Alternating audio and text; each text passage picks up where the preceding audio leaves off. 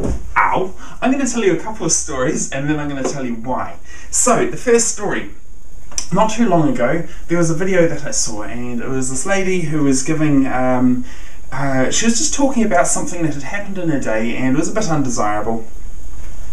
And so she was sort of seeking some opinions on it. It was really interesting seeing the responses though, because the responses were very one-sided, very much in support of her, which was really cool. But they were very one-sided, and there was a legitimate other side which needed to be portrayed as well, and I felt that wasn't being put forward. So, although that wasn't my views, I decided to put those views forward, and I was very careful to sort of, in every post that I made, to sort of make that clear that these aren't my views, but here's the side. What was really interesting though was that there were there were a few logical retorts to what I wrote, but there were also some very, very passionate ones. And it became quite ironic that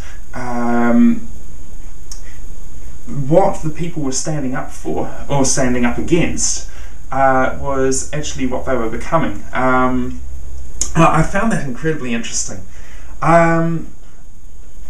So that's all I'm going to say on that right at this moment. And then I'm going to come back to it. So the next story. This was with a community, an online community that is very well known for people who holier than thou type of thing, but also like I'm better than you, and if you're not good enough, then get out. Sort of that sort of attitude. I can't think quite of the word that sums it up right at this moment. But anyway, there is that. It's full of very knowledgeable people, but a big range of backgrounds. And so anyway, there was this article on there, and it was about this plane, the spacecraft which NASA was sort of getting back into operation again. And I made a wee observation on that, and I thought, why is that the case? And so I put a post in there, and that sort of outlined my thinking about why this particular observation might be true. And then to sort of say, okay, so do you agree? If not, what do you think?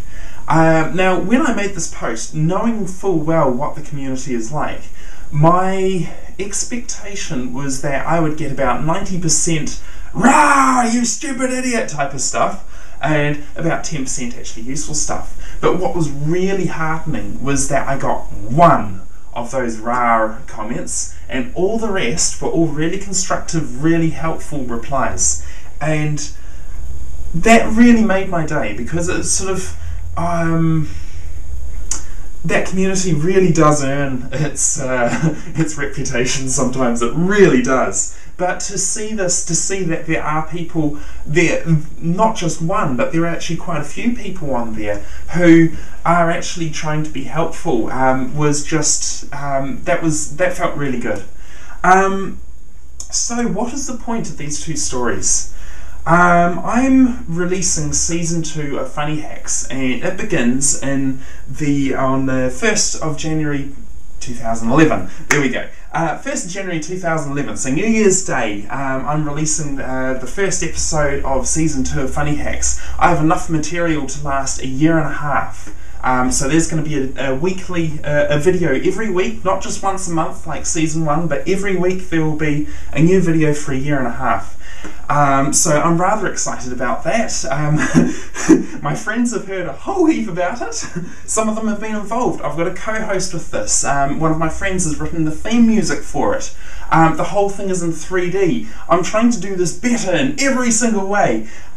This began as it began very much about the hacks. It was like the very first episode of the first season was where I modified a cell phone so that when you ring it, it drives away from you.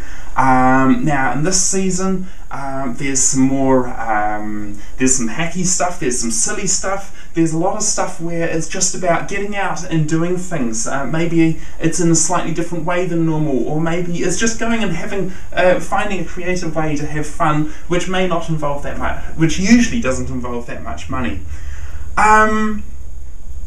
So my point, how are these stories relevant? The reason why this is all relevant is because I'm wanting to create that sort of community where people can ask questions, where people can feel comfortable giving their own opinion and not to have to get squashed. Now realistically, this is the internet, and yeah, there's going to be a little bit of nastiness that goes on, but it's also really cool to see that there are nice, live, vibrant communities forming and active every day. And so when I choose the type of people I'm targeting at, that is what I'm trying to target towards in this series. So, what is happening? Things that are a little bit different in this series, I'm going to have. There's going to be 4 episodes per topic. So the first one is the talkie episode. The talkie episode is where I have my co-host here and we chat about the hack, and we talk about we talk about the implications of it. It's very much a talkie, just have a little bit of fun, have a laugh type of episode. Second episode is for technical stuff, and this is where I'm just by myself. I have a list of stuff on the screen, and I go, okay, right, so we need to think about this, and we need to think about that, and here are the risks involved, and all sorts of stuff like that. Then there are 2 wildcards. Now, the wildcards can be, sometimes one of them is an extension of the technical one, because I'm trying to keep them fairly short, so some of them there's just too much stuff to put into one. I'm trying to make it so that every single episode, every single topic will have at least one of actually showing me getting out and doing it, like actually using the hack. Then what else is there? Those are the main things. Then sometimes there's a few episodes where there just won't be enough material to justify having 4 episodes for it. And so therefore for those ones, I'm just leaving those as holes, and those holes are I've got some fillers, which is what I'm recording today. The fillers will just talk about, they could be stuff which is related to the show. Yeah, almost always they'll be related to the show, but then every now and then there'll be something which I'm doing differently. So in the last season I released the Boomanizer movie. Now I'm going to do a sequel to that, and so that may well happen during the series, or maybe it'll take longer, we'll see. These things usually don't happen as quickly as you want. So, I think I've said enough on that. The wildcards will sometimes be completely different to the show, but most of the time they'll be related. There's one more important detail to tell you before I switch off the cameras, and that is that I've updated the logo for this season. So last season I had the 4 fuzzies, and that's a cool story. I'm gonna tell you that story in another video. And then this season I've taken the main star from the Boomanizer movie, so that's Jodie, and you'll see her spinning around somewhere around here-ish or so, just about there. So that's Jodie. She is sort of the mascot for this, but the actual logo itself looks like this, and it makes a boom noise. That is actually one of the hacks in about episode 5 or 6, somewhere around there. Now that... no, I'm not going to say any more on that. I've said this has gone on quite long enough. Hopefully that stemmed your interest. If you're interested in seeing this stuff, I'm trying to make this a lot more general audience. So if you want sort of a happy, talky type of techie thing, non-snobby, that was the word I was looking for earlier on with the second story. If you're looking for a non-snobby, sort of happy sort of series to watch, yeah, subscribe, and it'll be lovely to have you about.